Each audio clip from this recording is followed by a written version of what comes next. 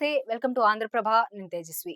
ఏపీలో సార్వత్రిక ఎన్నికల పోలింగ్ సందర్భంగా జరిగిన ఘర్షణల వల్ల పోలీసులు రాష్ట్ర వ్యాప్తంగా బందోబస్తును ఏర్పాటు చేశారు. సమస్యాత్మక ప్రాంతాలుగా భావిస్తున్న చోట అదనపు బలగాలతో బందోబస్తును ఏర్పాటు చేశారు. జూన్ 4న జరిగే కౌంటింగ్ సందర్భంగా ఎలాంటి ఘటనలు చోటు చేసుకోకుండా పోలీసులు పగడ్బందీ చర్యలు చేపడుతున్నారు.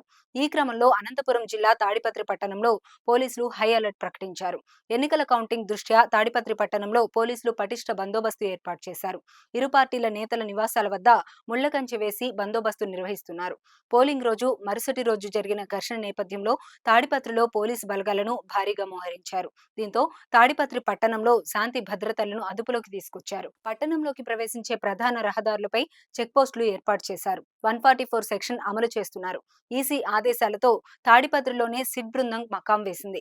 తాడిపత్రిలో జరిగిన అల్లర్లపై 728 మందిపై కేసు నమోదు చేసిన పోలీసులు ఇప్పటికే దాదాపు 121 మందిని అరెస్ట్ చేసి రిమాండ్ కు పంపించారు. మిగిలిన వారి కోసం పోలీసు గాలింపు చేపట్టారు.